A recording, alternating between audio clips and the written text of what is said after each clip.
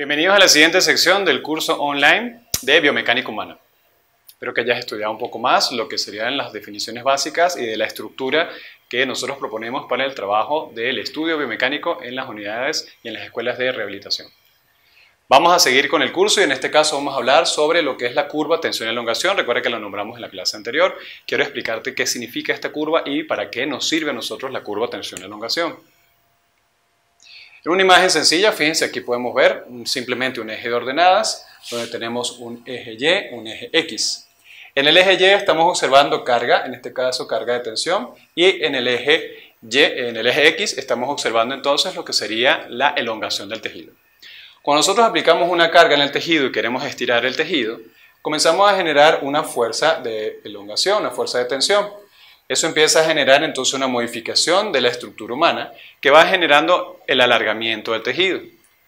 Ese alargamiento llega a un tope, ya voy a hacer un pequeño ejemplo para que lo puedan hacer ustedes en casa tranquilamente. Llega a un tope en donde hablaríamos de la fase elástica. Si seguimos aplicando carga, luego de ese primer tope, esa primera fuerza restrictiva, vamos a generar una deformidad. Y eso genera entonces lo que se llama la fase plástica, en donde el tejido se deforma, aumenta la longitud hasta un punto máximo. Si sigo aplicando mayor cantidad de carga, yo puedo romper el tejido y por lo tanto pierdo tensión. El ejercicio que quiero que hagas en este momento es el siguiente. Quiero que pongas tu brazo al frente, pongas tu mano caída de esta manera. Vamos a ponernos de lado para que vean el movimiento. Entonces, si yo hago esta posición, vamos a observar que el brazo entonces está en flexión. La musculatura flexora entonces está en una situación en la cual sus fibras están desorganizadas.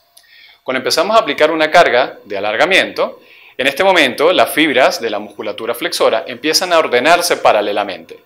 Esto se llama la fase de alargamiento. Si yo sigo elevando el brazo de esta manera, voy a llegar a aplicar una carga en la cual voy a sentir una primera resistencia. Esa primera resistencia van a darse cuenta que va a ser elástica, yo puedo rebotar. Eso sería la fase elástica. Entonces la primera fase sería la fase de alargamiento, y la siguiente fase sería la fase elástica hasta llegar al rebote. Si yo sigo aplicando carga, eso va a generar entonces un siguiente freno, y ese freno te vas a dar cuenta que va a ser imposible para ti poder rebotar. Eso sería la fase plástica, y es el punto en donde yo mantengo la carga. Al hacer eso vas a darte cuenta que hay un punto en el que el tejido cede y tú avanzas. El momento en que cede es la fase plástica y por eso aumento el rango y por lo tanto me da mayor flexibilidad. El mensaje de lo que estamos hablando en este punto es que veas que en la curva de tensión y elongación, cuando yo aplico una carga a un tejido blando, yo tengo que llegar a fase plástica para que se dé realmente la deformación. Ahora, vamos a desmenuzar un poco el concepto. Cuando estamos aplicando cargas, en este caso de elongación para la curva de tensión y elongación, tenemos que definir, por supuesto, qué es tensión. Tensión es la resistencia de un material a la elongación. Se cuantifica en fuerza sobre área y es la respuesta a la aplicación de una carga. Normalmente cuando yo aplico una carga al tejido humano, entonces se va a generar este tipo de fuerza de tensión y el tejido va a resistir esa carga. Lo que tenemos que hacer es mantener la carga para generar el fenómeno de deformidad. ¿Qué sería elongación? Deformación que ocurre en un material al serle aplicada una fuerza. Es cuantificada según el porcentaje de deformación del material. Ya está determinado en la física del planeta, en donde lo que es la física que nosotros manejamos, ya sabemos cuánto puede elongarse de acuerdo a una carga, un material. Eso ya está cuantificado. En el caso de lo que nos atañe a nosotros en la rehabilitación, es que cuando nosotros aplicamos una carga, por ejemplo, para estirar la piel, para estirar la fascia superficial o la profunda, o para llegar a estirar el músculo, o para estirar un tendón o un ligamento, las cargas tienen que variar porque los tejidos tienen diferentes condiciones. Y eso es lo que tenemos que ir mejorando con nuestra palpación cuando hacemos un procedimiento terapéutico. Bien, entonces, si esto es así, y veamos entonces la curva de tensión y elongación, la curva de tensión y elongación va a tener diferentes fases, como hablamos hace un rato en la práctica. Tenemos una fase de ajuste donde se tensa la estructura, que es la fase de alargamiento inicial, donde el tejido empieza, esas fibras que están desorganizadas, comienzan a ubicarse paralelas entre sí. Eso sería la fase de ajuste. Si seguimos aplicando cargas, llegamos entonces a la fase elástica de la curva, en donde vamos a tener una primera barrera tensional. Es totalmente reversible según la ley de Hooke y según la pendiente de esta curva se sabe la rigidez del material. Estos son los cálculos biofísicos que hacen de los diferentes materiales. Nosotros en fisioterapia, lo que es el alargamiento del tejido, entonces llegamos a esa fase elástica, mantenemos la carga. Y esa sería entonces la fase en la cual un estiramiento normal no debe mantenerse. Nosotros tenemos que pasar a la fase siguiente. Hay un límite elástico de la curva en donde la curva va a llegar a un punto en donde se indica que si yo mantengo la carga de tensión, el tejido va a mostrar signos de daño. Es el punto en el que el material cede. Yo tengo que tener mucho cuidado a la hora de aplicar un procedimiento de estiramiento porque puedo romper el tejido por una técnica manual. Así que tengo que ir lentamente e ir sintiendo cada una de las fases.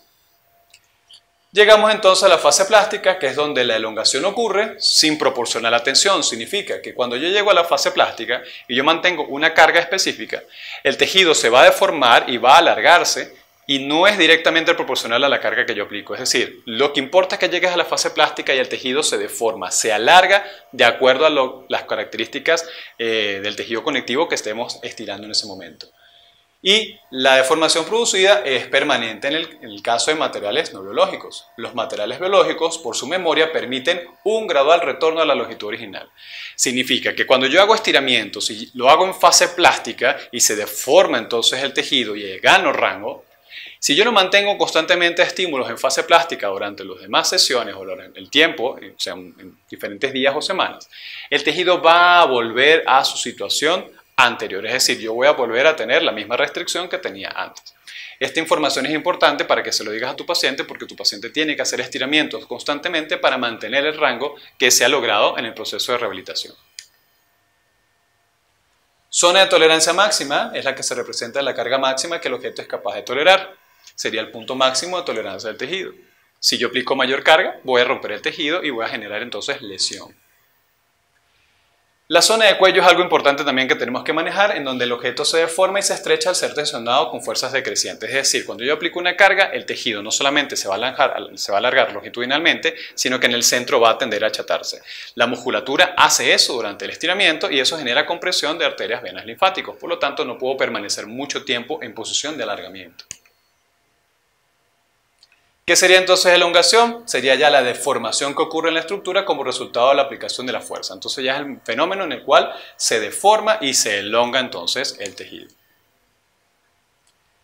¿Importa la velocidad y la temperatura previamente para aplicar cargas de tensión? Sí, influyen en el estiramiento.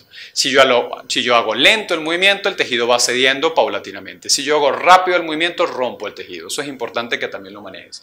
Y la aplicación de termoterapia previa o calentamiento previo al estiramiento también influye por el tema del flujo sanguíneo y el aumento de la temperatura de los tejidos que hace que el colágeno ceda de manera más fácil.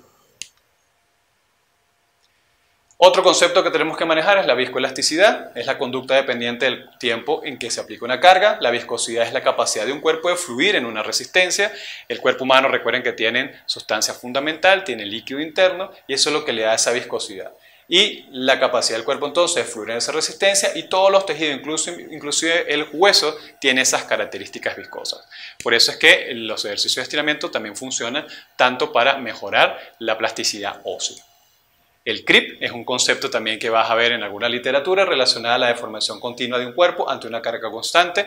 El CRIP normalmente lo vas a ver cuando haces técnicas de tratamiento de estiramiento capsular y es el momento en que la cápsula cede. Eso es un fenómeno que también vas a poder ver cuando tengas la oportunidad de hacer terapias manuales. La relajación por tensión es la disminución de la tensión en una estructura ante una elongación continua. Si yo genero una carga continua, va a darse entonces lo que se llama la relajación por tensión y simplemente es el alargamiento del tejido. La deformación viscosa producto de una carga cíclica, esto es cuando hacemos, por ejemplo, técnicas manipulativas o de oscilación articular, entonces se producen las elongaciones cíclicas, son mantenidas en el límite elástico, se produce una deformación progresiva por sus condiciones viscosas. Es como si yo estuviera batiendo ketchup.